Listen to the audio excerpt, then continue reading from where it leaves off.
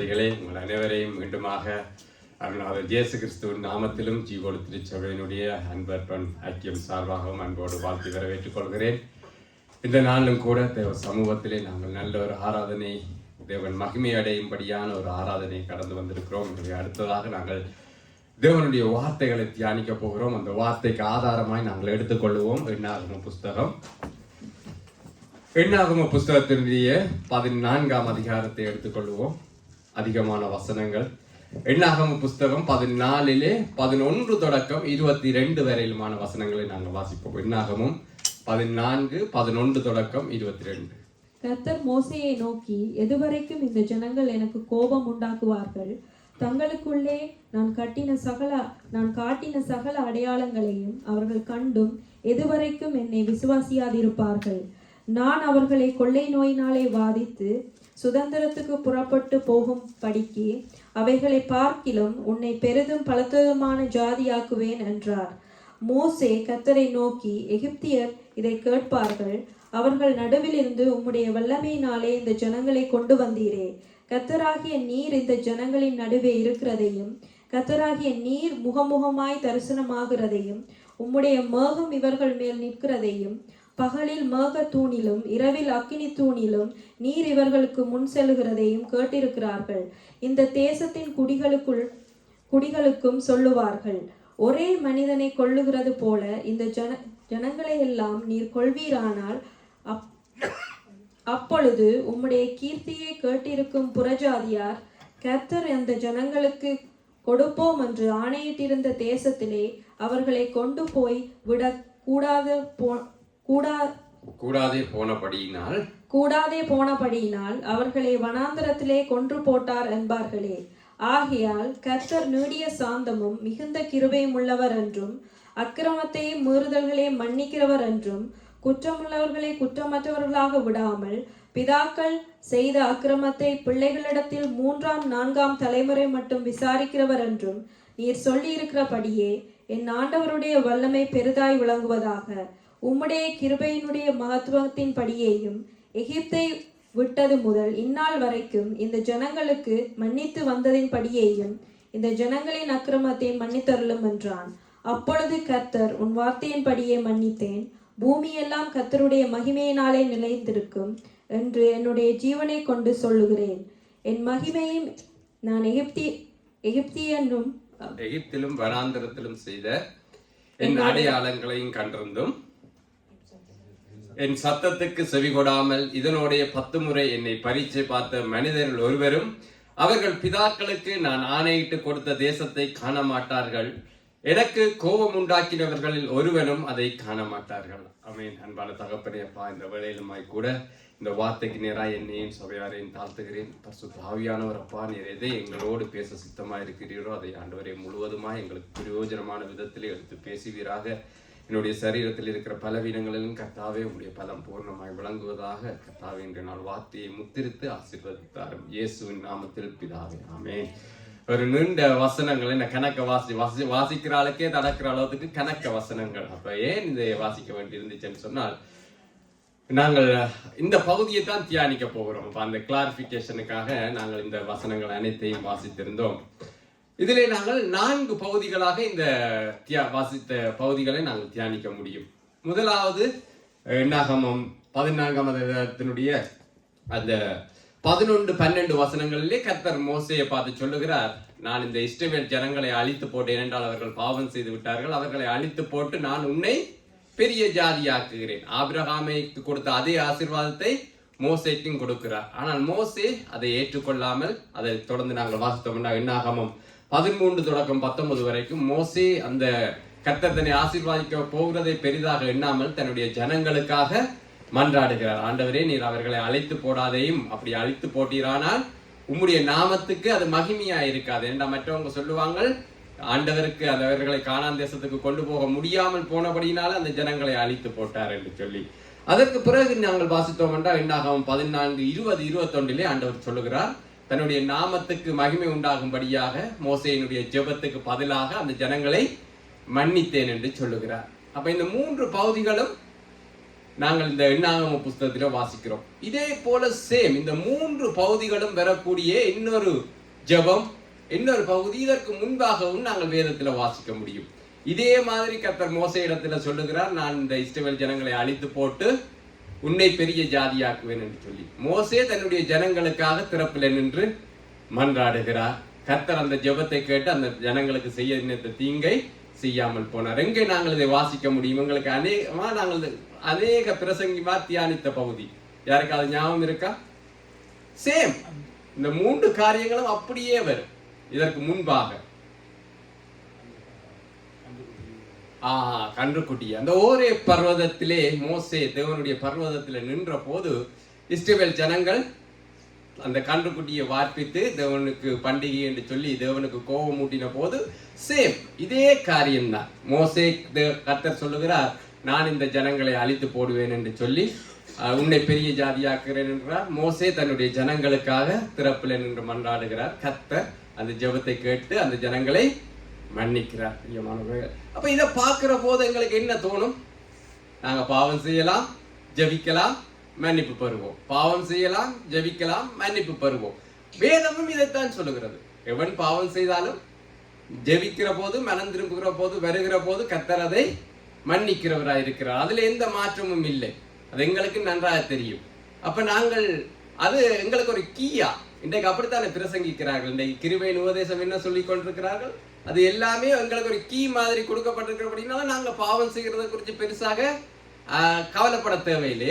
எங்களுடைய பாவங்களுக்காக இயேசுவினுடைய ரத்தம் சிந்தப்பட்டுட்டது, அதனால நீங்க ஜெபிக்கிற போதெல்லாம் மன்னிப்பை பெற்றுக் கொள்வீர்கள் என்று. இதே தான் நாங்க பழைய ஏற்பாடுலையும் பார்க்கிறோம். மோசே ஜெபித்த போது கர்த்தர் மன்னிச்சாரா இல்லையா? சேம். இந்த 3 பகுதிகளும் சேம். அப்ப என்ன? அப்ப அந்த பாவத்தினுடைய விளைவு என்ன? அப்ப பாவம் ஒன்றுமே இல்லாமல் போய்விடுமே. மன்னிக்க நாங்க பாவம் செய்கிறோம், மன்னிக்கிறோம், ஜெபிக்கிறோம், மன்னிப்பு பெறுகிறோம். பாவம் செய்கிறோம், ஜெபிக்கிறோம், மன்னிப்பு பெறுகிறோம். அப்ப இது ஒரு நல்லா இருக்கு இல்லையா? பாவத்திலேயே வாழுகிறதற்கு ஒரு உற்சாகத்தை கொடுக்குது இல்லையா? எங்களுக்கு என்னத்தை செய்தாலும் எங்களுக்கு என்ன உண்டு? மன்னிப்பு உண்டு. அது உண்மை, அது சத்தியம். நாங்கள் எவ்வளவு பாவம் செய்தாலும் நாங்கள் கர்த்தரிடத்துல திரும்புகிற போது அவர் எங்களை மன்னிக்க உண்மை உள்ளவராயிருக்கிறார். அது அவருடைய நீதி நிமித்தமா, எங்களுடைய நீதினால அல்ல, அவருடைய நீதி நிமித்தமா அது செய்ய வல்லவர் உள்ளவருக்கு. அப்ப இதுல என்ன பிரச்சனை வரப்போகுது? அதுதான் எங்களுக்கு முக்கியமான பகுதி. இன்னைக்கு நாங்க தியானிக்க போறது அதுதான். அப்ப இந்த காரியங்கள்ல நாங்க தொடர்ந்து இருக்கிற போது என்ன பிரச்சனை வரப்போகிறதுன்றதான் முக்கியம். அந்த முதல் ஜெபத்தில, அந்த முதல் யாத்ராகமம் 32ல நாங்க வாசிக்கிற அந்த பகுதியில இல்லாத ஒரு காரியம் இந்த எண்ணாகமம் 14ஆம் அதிகாரத்துல உண்டு. அது எத்தனையாவது வசனம் என்று சொன்னால் 22, 23வது வசனங்கள். எண்ணாகமம் 14, 22, 23 நான் வாசிக்கிறேன். என் மகிமையையும் நான் எகிப்தில் வனாந்திரத்திலும் செய்த என் அடையாளங்களையும் கண்டிருந்து என் சத்தத்துக்கு செவி கொடாமல் இதனோடைய 10 முறை என்னை பரீட்சை பார்த்தார். அதாவது கர்த்தர் தம்முடைய மகிமையையும் தம்முடைய வல்லமையையும் காண்பித்து தான் அந்த ஜனங்களை எகிப்திலிருந்து விடுதலையாக்கி வனாந்திரத்திலே இதற்கு முன்பாக அவர் எத்தனையோ அதிசயங்களை செய்தார். ஆனாலும் ஜனங்கள் 10 முறை என்ன செய்தார்கள்? அவரை நோக்கி முறுமுறுத்தார்கள். மோசேக்கும் தேவனுக்கும் விரோதமாக முறுமுறுத்தார்கள். இப்ப சொல்லுகிறார் 23வது வசனத்திலே, அவர்கள் பிதாக்களுக்கு நான் ஆணையிட்டு கொடுத்த தேசத்தை காண மாட்டார்கள், எனக்கு கோபம் உண்டாக்கினவர்கள் ஒருவனும் அதை காண மாட்டார்கள். அப்ப பிரியமானவர்களே, இங்கே எச்சரிப்பின் பகுதி எங்க இருக்குது என்று சொன்னால், நாங்கள் அறிந்து கொள்ள வேண்டிய விஷயம் எங்க இருக்கு என்று சொன்னால், மன்னிப்பை பெற்றுக் கொள்கிறோம். ஆனால் தேவன் அதனோட என்ன சொல்லுகிறார் என்று சொன்னால், தொடர்ந்து மன்னிச்சு கொண்டே இருக்கிறதுல எனக்கு பிரச்சனை இல்லை, உங்களை மன்னிக்கிறதுல எனக்கு பிரச்சனை இல்லை. பிரச்சனை எங்க வருது என்று சொன்னால், தேவன் கொடுத்த வாக்கு தத்தம் உங்களுடைய வாழ்க்கையில மாறுகிறது. தேவன் உங்களை குறித்து வைத்திருக்கிற தீர்மானம் உங்களுடைய வாழ்க்கையில மாறிவிடும். நீங்கள் தொடர்ந்தும் அதே மீறுதல், அதே பாவமான வாழ்க்கை, ஒரு காரியத்தை திருப்பி திருப்பி தேவனுக்கு கோபம் உண்டாக்குற காரியத்தை திருப்பி திருப்பி செய்கிற போது நாங்கள் மன்னிப்பை பெற மாட்டோம் என்கிறது அல்ல சத்தியம். மன்னிப்பை பெற்றுக்கொள்வோம். ஆனால் சத்தியம் என்ன சொல்லுகிறது? தேவன் எங்களை குறித்து வைத்திருக்கிற தீர்மானம், எங்களை குறித்திருக்கிற தேவனுடைய திட்டம் மாறிவிடும். அந்த ஜனங்களை தேவன் என்னத்திற்காக அழைத்து வந்தார்? அவர்களுக்கு கானான் தேசத்தை கொடுக்கும்படியா. இப்ப அவர்கள் பாரான் வனாந்திரத்தில் இருக்கிறார்கள். பாரான் வனாந்திரத்திலிருந்து அடுத்தது அவர்கள் வாக்குத்தத்தத்தின் தேசத்துக்குள்ளே போகிறார்கள்.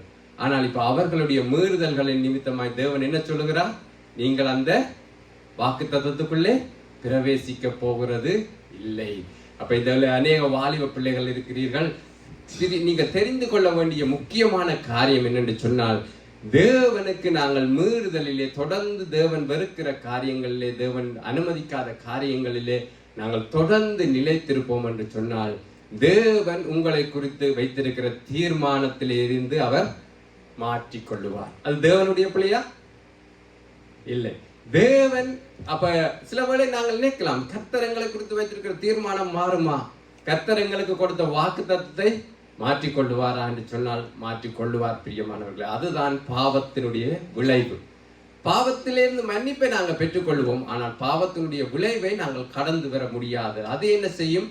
தேவனிடத்திலிருந்து எங்களை தூரப்படுத்தும். கர்த்தர் எங்களை நிறுத்தி வைத்திருக்கிற தீர்மானத்தில் இருந்து அது எங்களை மாற்றி போடும். அதை நாங்கள் எப்படி அறிந்து கொள்ள முடியும் என்று சொன்னால், எரேமியா தீர்க்கதரிசியினுடைய காரியத்திலிருந்து நாங்கள் அறிய முடியும். எரேமியா 18ஆம் அதிகாரத்திலே ஒரு சம்பவம் எழுதப்பட்டிருக்கு. நான் சொல்லி விடுகிறேன் உங்களுக்கு, அது உங்களுக்கு தெரிந்த காரியம்தான். எரேமியா 18ஆம் அதிகாரத்திலே கர்த்தர் எரேமியாவை நோக்கி சொல்லுகிறான், நீ குயவனுடைய வீட்டுக்கு போ என்று சொல்லி. அங்கே போய் அவன் குயவனுடைய காரியத்தை பார்க்கிற போது அந்த குயவன் ஒரு பாத்திரத்தை வணைந்து கொண்டிருந்தான். அந்த குயவன் வணைந்து கொண்டிருந்த போது அந்த பாத்திரம் அவனுடைய கையிலேயே கெட்டு போயிட்டு என்று சொல்லி பார்க்கிறோம். அப்பொழுது அந்த குயவன் அந்த மண்ணை அப்படியே எறிந்து விடாமல் என்ன செய்கிறானாம்? தனக்கு விருப்பமானபடி, தனக்கு நலமாய் தோன்றுகிறபடி வேறு ஒரு பாத்திரமாய் அதை வணைந்தான் என்று சொல்லி அங்கே எரேமியா காண்கிறார். அதற்போது கர்த்தர் சொல்லுகிறார், நான் ஆசீர்வதிப்பேன் என்று சொல்லுகிறவர்கள் அந்த ஆசீர்வாதத்துக்கு பாத்திரம் இல்லாத போது அதை சாபமாய் மாற்றுவேன். நான் யாரையாவது இடிப்பேன், தள்ளுவேன் என்று சொல்லுகிற ஜனங்கள் மனம் திரும்புகிற போது அதை அவர்களுக்கு ஆசீர்வாதமாய் மாற்றி கொடுக்க என்னாலே முடியும் என்று சொல்லுகிறார். அப்ப பிரியமானவர்களே, எங்களுடைய தேவன் எங்களை குறித்து வைத்திருக்கிற தீர்மானம் அது நிலையானது என்று நினைத்து நாங்கள் ஆட்டம் போடக்கூடாது. தொடர்ந்து பாவத்தில் இருக்கிறதுனால, தொடர்ந்து மீறுதல்களுக்குள்ளேயே இருக்கிறதுனால நாங்கள் மன்னிப்பை பெறுவோம் என்றதுக்காக அப்படியே செய்து கொண்டிருக்க முடியாது. காரணம் என்ன? தேவன் உங்களை குறித்து வைத்திருக்கிற அந்த முதல் நோக்கம், உங்களை அழைத்த போது, தேவன் முதன்மையா அழைக்கிற போது உங்களை குறித்த தேவனுடைய நோக்கம் உயர்வானது. அந்த உயர்வான நோக்கத்தை சுதந்திரித்த ஒரே ஒரு மனிதன் வேதத்தில் யாருன்னு பார்த்தால் யோசேப் தான். அவன் எந்த இடத்துலயும் டிஸ்ட்ராக்ட் ஆக முடியாதபடினால அந்த வாலிப கூட்டத்திலேயும் வாலிப பிள்ளைகள் சொன்னீர்கள், யோசேப்பினுடைய வாழ்க்கையிலே அவன் உலகத்தினுடைய எந்த காரியத்துக்கும் வளைந்து கொடுக்க முடியாதபடினால அவன் தேவனுடைய அந்த தீர்மானத்தை அப்படியே அடைய முடிஞ்சிச்சு. ஆனா எங்களுடைய வாழ்க்கையில நாங்கள் அந்த தீர்மானத்தை இழந்து போகிறோம் அநேக தடவைகள்ல. என்னையும் சேர்த்து தான் சொல்லுகிறேன். என்னை அழைத்த போது சில போல ஆண்டவர் உலகத்தை கலக்குகிற ஒரு ஊழியக்காரனாக அழைத்திருக்கலாம். ஆனா என்னுடைய பாவங்கள், என்னுடைய மீறுதல்கள், நான் தொடர்ந்து கர்த்தரை வெறுக்கிற காரியங்கள்ல நாங்கள் இருக்கிறபடினாலே அந்த தீர்மானம் மாறி மாறி மாறி மாறி இப்ப இருக்கிற நிலைமைக்கு இருக்கிறோம். சில வேளை இதே நிலைமையிலிருந்தும் கீழே போயிடலாம். ஏன்? தொடர்ந்து வந்த காரியங்களை எங்களுடைய வாழ்க்கையில அனுமதிக்கிறபடி நாங்கள் பிரியமானவர்களே. அப்ப நாங்கள் மிகுந்த எச்சரிக்கையா இருக்க வேண்டும். அப்ப இந்த இஸ்ரவேல் ஜனங்கள் தேவனுடைய வாக்கு தத்தத்துக்குள்ள பிரவேசிக்க முடியாமல் போனதற்கு, அல்லது தேவன் அவர்களை குறித்து வைத்திருந்த திட்டத்தை அடைய முடியாமல் போனதற்கு நாங்கள் வேதத்திலே 3 காரியங்களை இன்றைக்கு பார்க்க போகிறோம். அதே எண்ணாகம புஸ்தகத்தினுடைய அந்த பகுதியிலிருந்தே பார்க்க போகிறோம். அப்ப அந்த 3 காரியங்களையும் பார்க்கிற போது அந்த காரியங்கள் எங்களுடைய வாழ்க்கையிலும் இருக்குதா, அல்லது அந்த காரியங்களுக்கு நாங்கள் இடம் கொடுக்காத படிக்க எங்களை தப்புவித்துக் கொண்டால் தேவனுடைய அந்த பரிபூர்ண திட்டம், பரிபூர்ண சித்தம் எங்களுடைய வாழ்க்கையில நிறைவேறும். அப்ப நேற்றைய வாலிப கூட்டத்துல ராஃபேல் ஒரு கேள்வி கேட்டு இருந்துச்சு, கடவுளுக்கு அந்த கடவுளோடு வாழ்கிற வாழ்க்கை என்றால் என்னன்னு சொல்லி, கோட்லி லைஃப் என்னன்னு எல்லா 3 குரூப்னு சொன்ன ஒரே ஒரு எல்லாரும் சொன்ன முதன்மையான பதில் கர்த்தருடைய சித்தத்தின்படி வாழுகிறது என்கிறது. ஆனால் கர்த்தருடைய சித்தத்தின்படி வாழுகிறது தான் முதன்மையானதா இருக்கிற போது நாம் கர்த்தருடைய சித்தத்தில் இருந்து வழி விலகி போக முடியும். அவர் எங்களை குறித்து வைத்திருக்கிற முதல் நோக்கம் மேன்மையானது. கர்த்தர் அழைத்த பிரகாரம் நீங்கள் உயர்வீர்கள் என்று சொன்னால் உங்களுடைய உயர்வு அது யோசேப்பை போல இருக்கும், தாவீதை போல இருக்கும். ஆனால் நாம் வழி விலகி போகிற போது கடைசியா ஏதோ அவர் தம்முடைய கிருபை நிமித்தம் தமக்கு நலமாய் தோன்றுகிறபடி ஒரு பாத்திரமாய் வணைந்து முடிகிறதா தோன்றும் பிரியமானவர்களே. அந்த 3 காரியங்களிலே முதலாவது காரியமாய் நாங்கள் பார்ப்போம். நான் சரி வாசியுங்கள் 13ஆம் அதிகாரத்தினுடைய எண்ணாகமம் 13ஆம் அதிகாரத்தினுடைய முதல் 2 வசனங்களையும் வாசிப்போம். கர்த்தர் மோசேயை நோக்கி, நான் இஸ்ரவேல் புத்திரருக்கு கொடுக்கும் கானான் தேசத்தை சுற்றி பார்ப்பதற்கு நீ மனிதரை அனுப்பு, ஒவ்வொரு பிதாக்களின் கோத்திரத்திலும் ஒவ்வொரு பிரபுவாகிய புருஷனை அனுப்ப வேண்டும் என்றார். அப்படி மூன்றாவது வசனங்க. மோசே கர்த்தருடைய வாக்கின்படியே அவர்களை பாரான் வனாந்தரத்திலிருந்து அனுப்பினான். அந்த மனிதர் யாவரும் இஸ்ரவேல் புத்திரரின் தலைவர்கள். ஆமென். சரி, ஓகே, நாங்கள் நல்லா வடிவா வாசிச்சிட்டோம். அது ஸ்கிரீன்லையும் இருக்குது, உங்களோட பைபிள்லையும் இருக்குது. யார் தேசத்தை உளவு பார்க்கும்படியாக, தேசத்தை சுற்றி பார்க்கும்படியாக மனிதர்களை அனுப்பும்படி யார் சொன்னது? மோசே. முதல் வசனத்துல யார் சொல்லப்படுது? இஸ்ரவேல் கொடுக்கும் கானான் தேசத்தை சுற்றி பார்க்கும்படி நீ கர்த்தரை மனிதரை அனுப்பன்னு சொல்லி யார் சொன்னார் மோசேக்கு? கர்த்தர். சரியா தெளிவா தானே இருக்குது எங்கட வசனம். ஏதாவது மாற்றுக்கிறது? ரெண்டு வசனத்தையும் வாசிக்கிற போது கர்த்தர் மோசையை பார்த்து சொல்லுகிறார், நீ தேசத்தை சுற்றி பார்க்கும்படியாக மனிதனை அனுப்பு. மூன்றாவது வசனத்துல மோசே கர்த்தருடைய வாக்கின்படியே ஜனங்களை அனுப்பினான் என்று சொல்லி பார்க்கிறோம். அப்ப நாங்க கொஞ்சம் வேதத்தை ஆராய்ஞ்சு பார்க்க வேண்டும். அப்ப வேதத்தை ஆராய்ஞ்சு பார்க்கிற போதுதான் அதனுடைய மகத்துவங்களை நாங்கள் கண்டுபிடிக்க முடியும். இதே காரியத்தை நாங்கள் உபாகம புஸ்தகத்திலும் ஒரு முறை வாசிக்க முடியும். உபாகம புஸ்தகத்தினுடைய 1ஆம் அதிகாரத்தை எடுத்துக்கொள்வோம். உபாகம புஸ்தகத்தினுடைய 1ஆம் அதிகாரம் அதனுடைய 21, 22, 23 நாங்கள் வாசிப்போம். இதோ உன் தேவனாகிய கர்த்தர் அந்த தேசத்தை உனக்கு முன்பாக வைத்திருக்கிறார். உன் பிதாக்களுடைய தேவனாகிய கர்த்தர் உனக்கு சொன்னபடியே நீ போய் அதை சுதந்தரித்துக் கொள், பயப்படாமலும் கலங்காமலும் இரு என்றார். அப்பொழுது நீங்கள் எல்லாரும் என்னிடத்தில் வந்து நமக்காக அந்த தேசத்தை சோதித்து பார்க்கவும், நாம் இன்னென்ன வழியாக அதில் சென்று இன்னென்ன பட்டணங்களுக்கு போகலாம் என்று நமக்கு மறு செய்தி கொண்டு வரவும் நமக்கு முன்னாக மனிதரை அனுப்புவோம் என்றீர்கள். அது எனக்கு நன்றாய் கண்டது. ஓகே, போதும். இப்ப நாங்கள் உபாகம புஸ்தகத்திலேயும் இதே பகுதியை வாசித்தோம். இப்ப யார் தேசத்தை சுற்றி பார்க்கும்படியாக மனுஷரை அனுப்புவோம் என்று சொல்லுகிறார்கள்? கர்த்தரா? 22 நான் வாசிக்கிறேன். அப்பொழுது நீங்கள் எல்லாரும் என்னிடத்தில் வந்து நமக்காக அந்த தேசத்தை சோதித்து பார்க்கவும், நாம் இன்ன வழியாய் அதில் சென்று இன்ன பட்டணங்களுக்கு போகலாம் என்று நமக்கு மறுசெய்தி கொண்டு வரவும் நமக்கு முன்பாக மனிதரை அனுப்புவோம் என்றீர்கள். அது கர்த்தருக்கு நல்லதா கண்டிச்சா? மோசைக்கு நல்லதா கண்டிச்சு.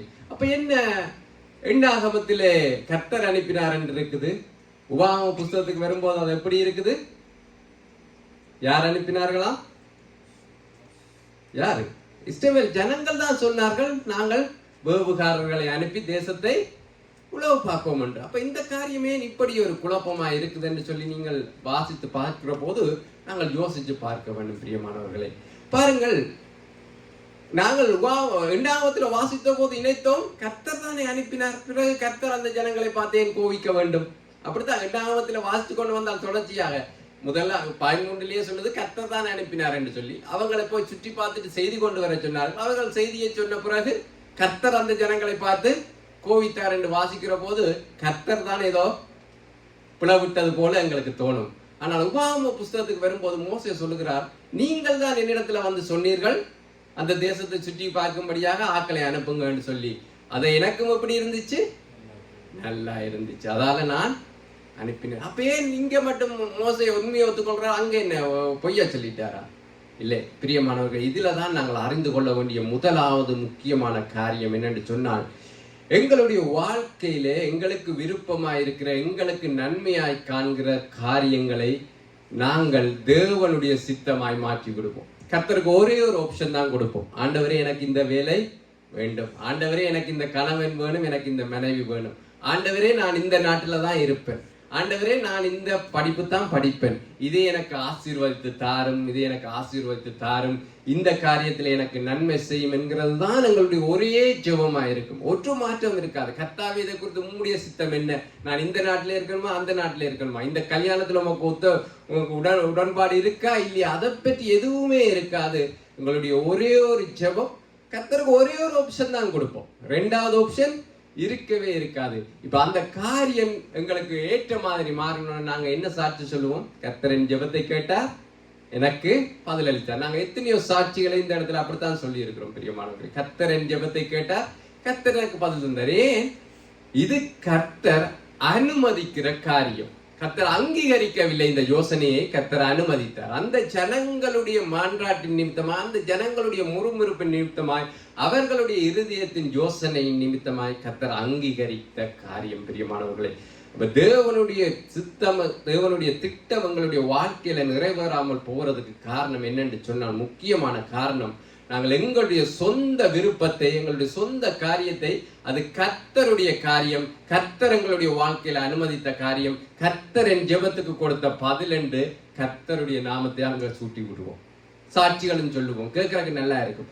வேலையை கர்த்தர் கொடுத்தார் என்று சொல்லுவோம். 2 மாசம் கழிச்சு பிரதர் எப்படி வேலை போகுதுன்னு சொன்னா ஒரே ஸ்ட்ரெஸ் பிரதர் என்றுவோம். வேதவசனம் என்ன சொல்லுகிறது? கர்த்தருடைய ஆசீர்வாதமே ஜீவனை தரும், அதனுடைய அவர் வேதனையை கூட்டார். அப்ப ஏன் திருமண வாழ்க்கை சும்மா பவுடிக்கு சொல்றது வேற. நானும் சும்மா சொல்லுவேன் நிசாவோட இருக்க கஷ்டம்னு சொல்லி, கிறிஸ்டி பிரதர்னு சொல்லுவேன், அது பவுடிக்கு சொல்றது. ஆனால் உண்மையிலேயே எங்களுடைய திருமண வாழ்க்கை கசந்து போகுதுன்னு சொன்னா கர்த்தர் அதை ஆசீர்வாதத்தை தந்தார்.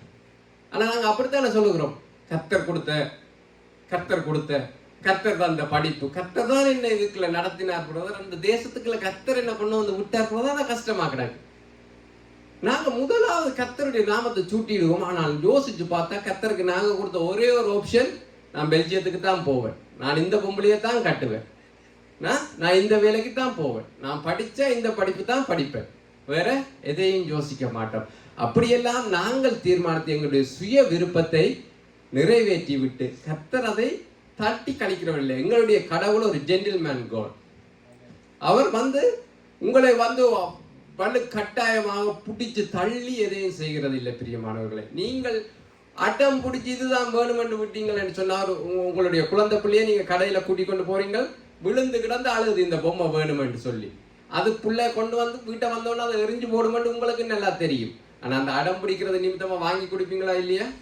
சேம் கர்த்தரும் அதே மாதிரி ஜென்டில்மேன் கடவுள். உங்களுடைய அடம் பிடித்தலை அவர் அனுமதித்து விட்டுறார். சரி, உனக்கு இதுதானே வேணும், நீ அடம் பிடிக்கிறதானே வச்சுக்கோ.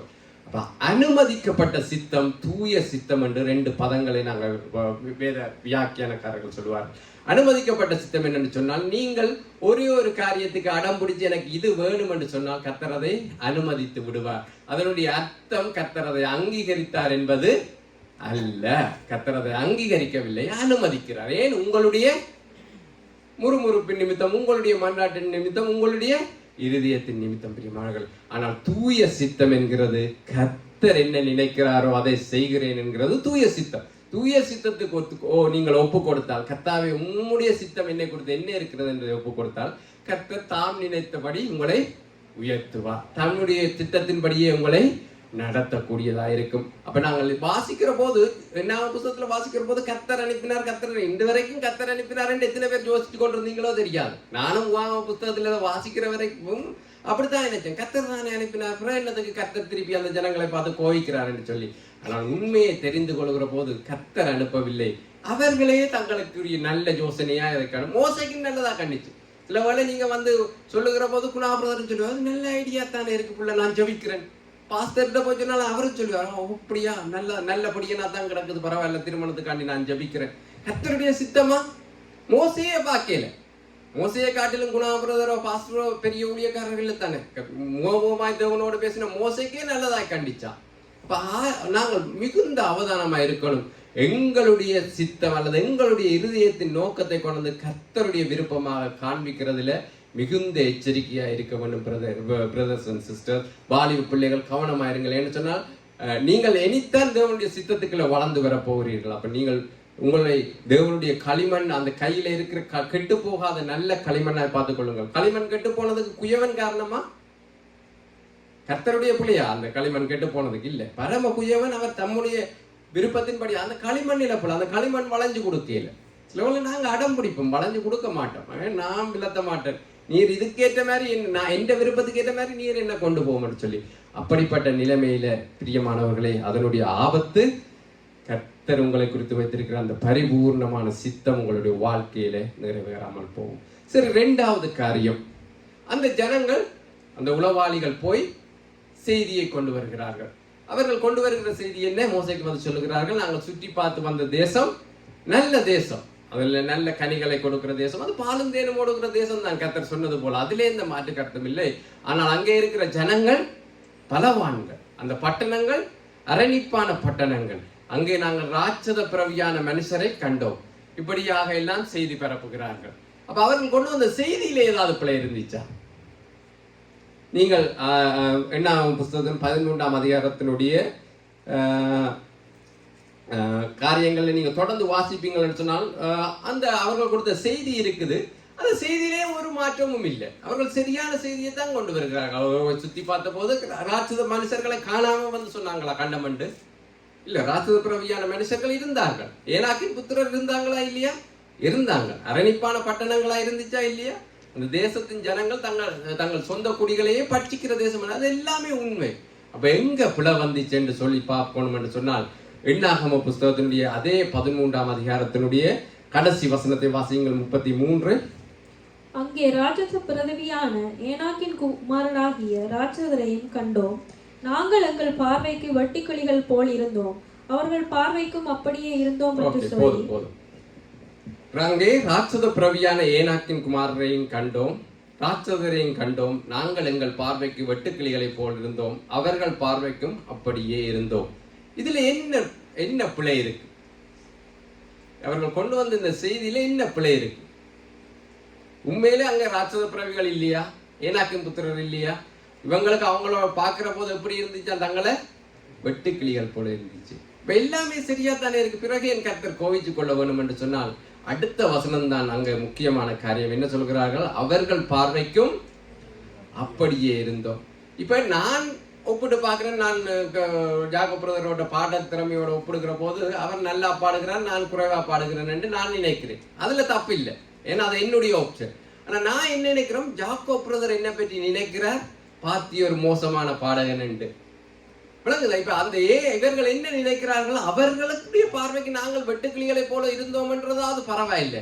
இவர்களுடைய நினைப்பு அவங்களும் இவங்களை அப்படித்தான் பார்த்தாங்க. இவங்க போய் கேட்டாங்களா, இங்க வாங்க ஏனாக்கின் புத்திரரே, உங்களுக்கு எங்களை பார்க்க வெட்டுக்கிளி போல இருக்கா?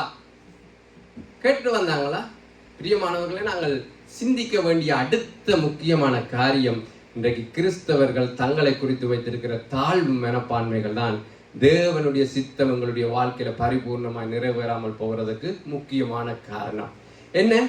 சில பேர் தங்களுடைய சொந்தக்காரர்களுக்கு முன்பாக நான் அல்லவழியா சேர்ச்சுக்கு போறேன்னு சொல்ல மாட்டார்கள். சொன்னா நக்கல் அடிப்பார்கள். சில வாலிப பிள்ளைகள், நீங்கள் எப்படியோ தெரியாது, தங்களுடைய ஃப்ரெண்ட்ஸுக்கு சொல்ல மாட்டாங்க ஞாயிற்றுக்கிழமை சேர்ச்சுக்கு போறேன்னு சொல்லி. ஏன் சொன்னா, அடே உனக்கு அறிவு இல்லையா, சேர்ச்சுக்கு போய் டைமை வேஸ்ட் பண்றேன் வாங்களே, உனக்கு வேற நல்ல ஸ்டூடெண்ட்ஸ் வேலை எடுத்து தரேன், இல்லை நல்ல கிளப்புக்கு போகலாம், நல்லா என்ஜாய் பண்ணலாம்.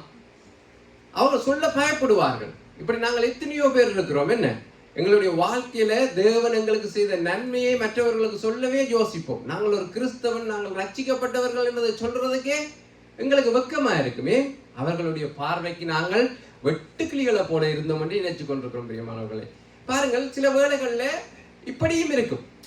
ஒரு வேளை நீங்க பாத்தீங்கன்னு சொன்னாலும் உலக பிரகாரமாக இருக்கிறவர்கள் அவங்க நல்ல வசதியான வீடு வச்சிருப்பாங்க. 5 லட்சம் 6 லட்சம் யூரோக்கு வாங்கின வீடு வச்சிருப்பாங்க, நல்ல கார் வச்சிருப்பாங்க. இப்ப நாங்க அதோட ஒப்பிட்டு பார்க்க, நான் எப்படி போய் இவனுக்கு சொல்லி எனக்கு கர்த்தர் உன்னை ஆசீர்வதிப்பாருன்ட்டு, நானே வாடகை வீட்டுல இருக்கிறேன், கார் இப்போ ஸ்டார்ட் அடிச்சா ரெண்டு இழுத்து போட்டு 4 நேரம் அடிச்சா தான் ஸ்டார்ட் அடிக்குது, நான் எப்படி அவனுக்கு போய் சொல்லி எனக்கு கர்த்தர் உன்னை ஆசீர்வதிப்பாருன்னு சொல்லி எங்களுக்கு தோணும். பிரியமானவர்கள், அப்ப என்ன நாங்க இணைக்கிறோம்னு சொன்னால், நாங்கள் வெட்டுக்கிளிகளை போல இருக்கிறோம் என்று நாங்க இணைச்சு கொண்டா பரவாயில்லை. அவங்க இணைக்கிறதா என்ன, அவங்களும் எங்களை கேவலமா தான் இணைப்பாங்கன்னு நினைக்கிறோம். குணா பிரதரை நான் ஒருவேளை என்னுடைய வீடு வாங்கின போது அவரை வீட்டுக்கு ஆசீர்வதிக்க ஜெபிக்கிறதுக்காக கூப்பிட்டுருந்தேன். நான் கிறிஸ்தவன், ஊழியக்காரனை கூப்பிட்டு ஆசீர்வதிச்சு ஜெபிங்கன்றதுல எந்த இதுவும் இல்லை. ஆனா அந்த என்னுடைய வீட்டுக்கு முன் வீட்டுல இருக்கிறவங்க அவங்க ஒரு இந்து வைராக்கியமான சகோதர சகோதரிகள். உடனடியாக அவர்களும் வந்து சொன்னாங்க, பிரதர் நீங்க எங்கட வீட்டுக்கு வந்து எங்களையும் ஆசீர்வதிச்சு ஜெபிங்க என்று சொல்லி. அப்பதான் நான் யோசிச்சு பார்த்தேன், அவர்கள் யோசிக்க இல்லையா, குணா பிரதர் வாடகை வீட்டுல இருக்கிறார், இவர் வந்து எப்படி என்ன ஆசீர்வதிக்க முடியும் என்று யோசிக்க இல்லையா அவங்க. குணா பிரதர் சில வேலை யோசிச்சிருக்கலாம், அட இவங்களை என்ன நினைப்பாங்களோ, நான் இத்தனை வருஷமா சேர்ச்சுக்கு போறேன், வாடகை வீட்டுல இருக்கிறேன். ஆனா பாருங்கள், அந்த ஜனங்களுக்கு தெரிகிறது இவர்கள் ஆசீர்வதித்தால் ஆசீர்வாதம் எங்களுடைய தலையின் மேல தங்கும். அதனால அவர்கள் கர்த்தரை விசுவாசிக்கல. அதனால எங்களை குறித்து அவர்களுக்கு ஒரு நம்பிக்கை இருக்குது. குணா பிரதருக்கு உடம்புல இல்ல எத்தனையோ வருத்தம், சொல்ல முடியாத வருத்தம், உடம்பு புல்லாண்டோ. ஆனால் அவர் ஜெபித்தால் எனக்கு சுகமாகும் என்று சொல்லி நாங்கள் வந்து முழம்பாடி படிக்கிட்டு இருக்கிறோம். எத்தனையோ வெளியாக்கள் போன் பண்ணி சொல்றாங்க இல்லையா, ஜாக்கோ பிரதருக்கும் எத்தனையோ வருத்தம் போன் பண்ணி சொல்றாங்க இல்லையா, எனக்காண்டி ஜெபிங்கன்னு சொல்லி. ஏன் அவர்கள் உங்களை கேவலமா பார்க்கவில்லை, ஆனா நாங்க தான் நினைக்கிறோம் அவங்க எங்களை அல்லலியாக்காரர் என்று நினைக்கிறாங்களா, அப்படி நினைக்கிறாங்க, இப்படி நினைக்கிறாங்க என்று. பிரியமானவர்களை, உங்களை குறித்து நீங்கள் குறைவாய் நினைப்பீர்களாய் இருந்தால் கர்த்தருடைய தீர்மானம் உங்களுடைய வாழ்க்கையில பூர்ணமாய் நிறைவேற முடியாது. யோசேப்பு பயப்படையில தாங்கண்ட தரிசனத்தை சொல்ல. அவன் போய் சொன்னான், 11 கட்டுக்களும் என்ன விழுந்து பணிஞ்சிச்சு. யோசேப்பு யாக்கோபுக்கே போய் சொன்னான், சூரியனும் சந்திரனும் என்ன விழுந்து வணங்கிச்சுன்னா. அப்ப யாக்கோபே சொன்னார், என்ன நானும் அம்மாவும் உன்னை விழுந்து வணங்குவோம்னு சொல்லி. அவன் தேவனுடைய தீர்மானம் தன்னை குறித்து என்ன இருக்கிறது என்பதை சொல்ல அவன் பயப்படவில்லை. பிரியமானவர்கள், ஆனால் இன்றைக்கு எங்களுக்கு வெட்கம், பயம், நண்பர்களுக்கு முன்பாக, சொந்தக்காரர்களுக்கு முன்பாக எங்களுடைய விசுவாசத்தை அறிக்க விடவே நாங்கள் சில பேரை நான் என்னுடைய வாழ்க்கையில அதை சொல்லியிருக்கேன். அவன் எங்கிட்ட சேர்ச்சுக்கு வர சேர்ச் படியன்னு சொன்னா அவன் சேர்ச் படியனாண்டே இந்தியே கேட்டிருக்காங்க. அப்படியே வாழ்ற வாழ்க்கையெல்லாம் இருக்கு. சில வேளை என்னை குறிச்சுன்னு சொல்லி கேட்டிருப்பாங்க, என்ன பார்த்து சேர்ச்சுக்கு வரதான்ட்டு. இல்லை நீங்க தான் சொல்லணும், இல்லை இல்லாம பிரசங்கம் எல்லாம் பண்றோம். அப்படித்தான் எங்களுடைய வாழ்க்கை இருக்குது பிரியமானவர்களே. ஏன் எங்களை குறித்த ஒரு தாழ்வு மனப்பான்மை. எங்களுடைய குணாபிரதர் நெடுகலன் சொல்லுவார், தன்னை நடத்தின அந்த ஊழியக்காரன் எனக்கு சொன்ன முதலாவது காரியம், கிறிஸ்தவன் தான் ஆரன்றது முதல்ல அறிஞ்சிருக்கணும். பிரியமானவர்கள், எங்களுக்கு எங்களை குறித்த அறிவு இல்லாததுனால நாங்கள் தேவனுடைய தீர்மானத்திலிருந்து வழி விலகி போய்விடுவோம். 3வது காரியம், அது எங்களை எல்லாருக்குமே தெரியும். அது என்ன? 13:2 வசனத்தை வாசியுங்கள். நான் இஸ்ரவேல் புத்திரருக்கு கொடுக்கும் போதும். நான் இஸ்ரவேல் புத்திரருக்கு கொடுக்க நினைக்கும் கானான் தேசத்துக்கு, அப்படியே எழுதி இருக்கு உங்களுடைய பைபிள்ல. நான் இஸ்ரவேல் புத்திரருக்கு கொடுக்க முயற்சிக்கும் கானான் தேசத்துக்கு என்று இருக்கா? நான் முடிஞ்சா இஸ்ரவேல் புத்திரருக்கு கொடுக்க பார்க்கிற கானான் தேசத்துக்கு என்று இருக்கா? என்னால முடிஞ்சா உங்களுக்கு கொடுப்பேன்னு சொல்லி இருக்கா? நான் இஸ்ரவேல் புத்திரருக்கு கொடுக்கும். அப்ப கர்த்தருடைய தீர்மானம், கர்த்தருடைய சித்தம், நான் அந்த தேசத்தை உங்களுக்கு கொடுப்பேன் என்கிறது தான் பிரியமானவர்களே. ஆனால் சுற்றி பார்க்க போனவர்களுடைய நோக்கம் என்ன? தாங்கள் தான் போய் பார்த்துட்டு வந்து கர்த்தருக்கு சொல்லணும், அது கிடைக்குமா கிடைக்காதா என்றதுதான் அவர்களுடைய நோக்கம். அப்ப நாங்கள் இன்றைக்கு என்ன நினைச்சு கொண்டிருக்கிறோம்? கர்த்தருக்கே நாங்க தான் எங்களுடைய அறிவை வச்சு ஆலோசனை சொல்லணும் என்று சொல்லி. கர்த்தர் சர்வ வல்லவர். விசுவாசிக்கிறவர்கள், அவர் உங்களுடைய வாழ்க்கையில நீங்க அதை எப்படிப்பட்ட பிரச்சனைக்குள்ள போனாலும் அவர் சர்வ வல்லமை உள்ளவராகத்தான் இருக்கிறார். அது என்ன சர்வ வல்லமை உள்ள கர்த்தர்? கர்த்தர் சர்வ வல்லமை உள்ளவர் என்ன நினைக்கிறீர்கள்? அதான் சொல்லுங்களேன். அவரால் முடியாத காரியம் ஒன்றும் இல்லை. ஓகே, சரி. அப்ப இப்படி கேட்கிறேன்னா, கர்த்தரால முடியாத காரியம் ஒன்றும் இல்லை என்று சொன்னால், கர்த்தரால முடியுமா தானே தூக்க முடியாத பாரமான ஒரு பாறையை உருவாக்க? கர்த்தரால முடியாத காரியம் ஒன்றும் இல்லை என்று சொன்னால், கர்த்தரால முடியுமா தன்னாலேயே தூக்க முடியாத பாரமான ஒரு கல்லை உருவாக்க? அப்படி உருவாக்கினா 2வது என்ன முடியாதவரால அதை தூக்க முடியாது. இப்ப கர்த்தர் சர்வ வல்லவர். அல்மைட்டி காட் என்ன நினைக்கிறீங்க பிள்ளையர்? அல்மைட்டி காட் நாங்க வாசிக்கிறோம் தானே, வேதத்துல வாசிக்கிற போது என்ன நினைக்கிறோம்? அது எங்க நாங்க முதல்ல வாசிக்கிறோம்? நான் சர்வ வல்லமை உள்ள தேவன் என்று. சர்வ வல்லமை உள்ள தேவன் என்று தன்னை முதல்ல யாருக்கு? ஆதியாகமம் 1:1 வாசிக்கிறோமா? சர்வ வல்லமை உள்ள தேவன் வானத்தையும் பூமியையும் உண்டாக்கினார் என்று. இல்ல, அந்த யாக்கோபு தான் எல்லாத்துக்கும் பதில். ஆபிரகாமுக்கு இப்ப ஆபிரகாமை அழைக்கிற போது சொன்னாரா? அவரை ஊர் என்கிற தேசத்திலிருந்து அழைக்கிற போது அவளுக்கு சொன்னாரா, நான் சர்வ வல்லமை உள்ள தேவன், நீ தேசத்தை விட்டு புறப்பட்டு வான்? இல்லை பிரியமானவர்களை, நீங்க தெளிவா வாசித்தால் ஆபிரகாமுக்கு 99 வயதான போது கர்த்தர் அவனுக்கு தரிசனமாகி நான் சர்வ வல்லமை உள்ள தேவன் என்று சொல்லுகிறார். அதனுடைய அர்த்தம் என்ன? உனக்கு 99 வயசு ஆயிட்டுது, இனி உனக்கு பிள்ளை பிறக்க முடியாது. உன் மனைவியாகிய சாராளுக்கு ஸ்திரீகளுக்குள்ள வழிபாடு நின்று போயிட்டு. அப்ப உங்கள் 2 பேருக்கும் பிசிக்கலா இனி பிள்ளை பிறக்க எந்த வாய்ப்புமே இல்லை. நான் உங்களுக்கு கொடுத்த வாக்குத்தத்தை நிறைவேறுவதற்கு எந்த வாய்ப்புமே இல்லை என்கின்ற அந்த சூழ்நிலையில தான் வந்து சொல்லுகிறார், நான் சர்வ வல்லமை உள்ள தேவன். அப்ப தேவன் கர்த்தர் சர்வ வல்லமை உள்ளவர் என்று சொன்னால் அவர் வெட்டி விழுத்துவார், அதை செய்வார், இதை அவர் யாரோட சவால் விடணும்? அவருக்கு ஒப்பானவர் வேற யார் உண்டு? அவர் தான் சர்வ வல்லமை உள்ளவர் என்று காட்ட. கர்த்தர் சர்வ வல்லமை உள்ளவர்களுடைய அர்த்தம், அவர் உங்களை குறித்து வைத்திருக்கிற நோக்கத்தை நிறைவேற்ற அவராலே முடியும்.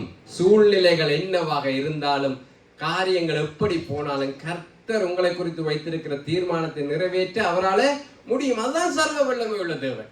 ஆபிரகாமுக்கு ஏன் அவர் சர்வ வல்லமை தேவன் என்று சொன்னார் என்று சொன்னால், உனக்கு இப்ப பிசிக்கலா இந்த வாய்ப்பும் இல்லை, உலக பிரகாரமான எல்லா வாய்ப்பும் எல்லாமே இல்லாம போயிடுது. ஆனா நான் சர்வ வல்லமை உள்ளவர், நீ பயப்படாது, வாக்குத்தத்தம் நிறைவேறும், நீ ஒரு குமாரனை பெற்றெடுப்பாய்.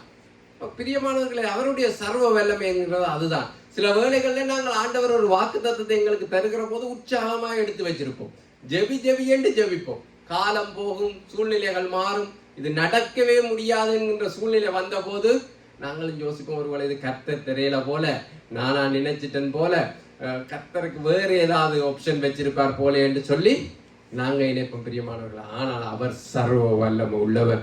உங்களை குறித்த தீர்மானத்தை நிறைவேற்ற அவரால் முடியும். ஆனால் எப்ப அதுல மாற்றம் பெற போகுதுன்னு சொன்னா, அதை நாங்கள் விசுவாசிக்காத போதும். இந்த இஸ்ரவேல் ஜனங்கள் என்ன செய்யவில்லை? அதை விசுவாசிக்கவில்லை. கர்த்தர் கொடுப்பேன் என்ற செய்ததை சுற்றி பார்க்கத்தான் அனுப்பினார். கர்த்தர் போய் சொன்னாரா, போய் ஒருக்கா பார்த்துட்டு வந்து எனக்கு சொல்லுங்க, என்ன மாதிரி ஏழுமா ஏழாதா அப்படியா சொன்னார்? நான் கொடுக்கும் தேசத்தை நீ சுற்றி பார்த்துட்டு வா. நீ அவங்களை அனுப்பினது டூர் போயிட்டு வர சொல்லி, பிக்னிக் போயிட்டு வர சொல்லி தான் அனுப்பினார். நீ சுற்றி பார்த்துட்டு வந்து தேசத்தினுடைய நன்மைகளை குறித்து ஜனங்களுக்கு அறிவித்து அவர்களை உற்சாகப்படுத்தும்படியா அனுப்பினா. ஆனா இவங்க வந்து சொன்னாங்க, இவர்கள் என்ன சொன்னார்கள் என்று சொன்னால், அங்கே ஏனாக்கின் புத்திரர் ராட்சதரை கண்டோம் என்கிற போது இவர்களுடைய காரியம், இவர்களுடைய செய்தி என்ன? கர்த்தரை விட பெரியாக்கள் அங்கே இருக்கிறாங்களப்பா. ஏனென்று சொன்னால், அந்த காலத்திலே இந்த சம்பவம் நடக்கிற போது பெரிய பெரிய சர்வ வல்லமை உள்ள ஆளார் எகிப்தினுடைய பார்வோன். அவன் தான் இப்ப அது அமெரிக்கா ஜனாதிபதி மாதிரி. பார்வோனுடைய கரத்திலிருந்தே உங்களை மீட்டு கொண்டு வந்தவர் கர்த்தர். செங்கடலை இவர்கள் நீந்தியா கடந்து வந்தார்கள், தங்களுடைய புயத்தினால பலத்தினால நீந்தி கடந்து வந்தார்களா, இல்ல போட் செய்து கடந்து வந்தார்களா? செங்கடலை பிளந்து இந்த ஜனங்களை நடத்தி கொண்டு வந்தார். முன்பான அதிசயங்கள், முன்பாக கர்த்தர் நடத்தி வந்த காரியங்கள் எல்லாம் மறந்து போட்டு இப்ப யாரை பார்க்கிறாங்க? ராட்சத புறவியான மனுஷர், ஏனாக்கின் புத்திரர், தேசம் அரணிப்பா இருக்கிறது. இப்படி எல்லாத்தையும் பார்த்து கர்த்தர் மேல வைத்திருக்கிற விசுவாசத்தை படிப்படியாக இழந்து போகிறதை பார்க்க முடியும் பிரியமானவர்களே. அப்படியான சூழ்நிலையை தான் கர்த்தர் சொல்லுகிறார், நீங்கள் இனி அந்த இளைப்பாறுதலின் தேசத்துக்குள்ள பிரவேசிக்கிறது இல்லையே, நீங்க என்ன விசுவாசிக்கீங்க? இப்ப கர்த்தர் உங்களை குறித்து வைத்திருக்கிற தீர்மானத்தை அவர் மாற்றிக்கொள்கிறதுக்கு காரணம் நாங்க தான். அதை நாங்கள் விசுவாசிக்காமல் போகிற போது, அந்த காரியத்தில் நாங்கள் சோர்ந்து போகிற போது, இதை நீ நடக்கவே நடக்காது என்று சொல்லி நாங்கள் அந்த காரியத்தை கைவிடுகிற போது கர்த்தரும் அந்த காரியத்திலே மாற்றி விடுவார் பிரியமானவர்களே. அந்த ஜனங்களை விளிம்பில வந்து விட்டார்கள். இளைப்பாறுதலுக்குள்ள பிரவேசிக்க வேண்டிய ஜனங்கள் நீங்க தொடர்ந்து வாசித்தீர்கள் என்று சொன்னால் 40 வருஷம் அலைச்சல்களுக்குள்ள அனுப்புகிறார் பிரியமானவர்களே. அப்ப நாங்களும் சில வேளைகள்ல போர்டர்ல வந்து நிக்கலாம், ஆசீர்வாதத்தை சுதந்திரிக்கிற நேரத்துல வந்துட்டு கெடுத்து கொள்ளலாம் பிரியமானவர்களே. எச்சரிக்கையா இருங்கள். அவர் சர்வ வல்லமை உள்ள தேவன். எந்த சூழ்நிலையிலும் உங்களை குறித்திருக்கிற அவருடைய தீர்மானத்தை நிறைவேற்ற அவரால முடியும். ஆனால் நீங்கள் அதை விசுவாசிக்காமல் போனால் அது மாறி போய்விடும். அந்த தீர்மானம், அந்த திட்டத்திலே நாங்கள் சுதந்திரிக்க முடியாமல் போய்விடும். அந்த எச்சரிப்பை நாங்கள் பெற்றுக்கொள்ள வேண்டும் பிரியமானவர்களே. இப்போ 3 காரியங்களை நான் உங்களுக்கு மீண்டுமாக ஞாபகப்படுத்துகிறேன். சுதந்திரிக்க வேண்டிய அந்த ஆசீர்வாதத்தை அவர்கள் சுதந்திரிக்க முடியாமல் போனதுக்கு முக்கியமான காரணம், ஒன்று, தங்களுடைய சுய விருப்பத்தை அது கர்த்தருடைய விருப்பமாக, கர்த்தருடைய நோக்கமாக காண்பித்தார்கள். அது மட்டும்தான் எனக்கு வேணும் என்று சொல்லி அவருக்கு ஆப்ஷன் கொடுத்த போது அதை அவர் அங்கீகரித்து விட்டார். அது அவருடைய சொந்த விருப்பம் அல்ல.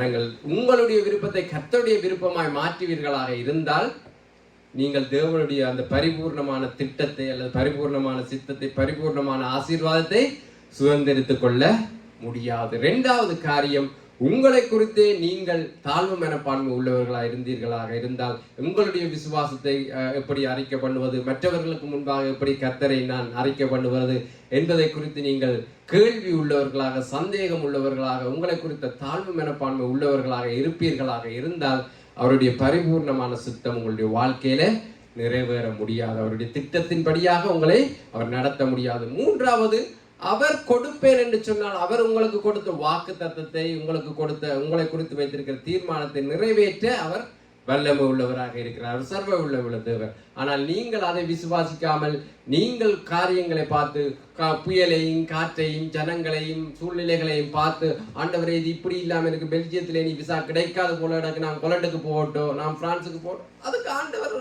அது ஆண்டவர்கிட்ட பிரச்சனை இல்லை. உங்களுக்கு கொடுப்பேன் என்றால் கொடுப்பார், அவருக்கு முடியாதது இல்லை.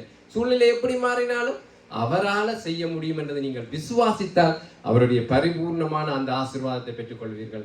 நீங்களாகவே மாற்றிக்கொண்டால் அலைச்சல்கள் அது உங்களுடைய சாய்ஸ், அது கர்த்தருடைய சாய்ஸ் இல்லை. பிரியமானவர்களை, நாங்கள் மிகுந்த எச்சரிக்கையாக இருக்க வேண்டும். இந்த காரியம் ஒரு நல்ல ஒரு எச்சரிப்பின் செய்தியாக நாங்கள் எடுத்துக்கொண்டு, கர்த்தாவே உங்களுடைய பரிபூர்ண சித்தத்தின்படி எங்களை நடத்தும். இப்போ நாங்கள் கூட சில வேலை திரும்பி வரையாதபடி எங்கே போயிருக்கோம் அதையான வாலிப பிள்ளைகள் அநேகர் இருக்கிறீங்கள். இனித்தான் நீங்கள் ஊழியங்களுக்கு போறீங்க. உங்களை குறித்த தேவனுடைய அந்த பரிபூர்ண சித்தம் பூர்ணமாய் நிறைவேறினால் நீங்கள் தேசத்தை கலக்குகிற ஊழியக்காரர்களாய் மாற முடியும். எனவே எச்சரிக்கையாயிருங்கள். இந்த காரியங்களிலே நாங்கள் தீர்மானமாய் நடந்து கொண்டால் கர்த்தர் எங்களை கொண்டு பெரிய காரியங்களை செய்ய வல்லமை உள்ளவராயிருக்கிறார். நாங்கள் தொடர்ந்து விண்ணப்ப போதி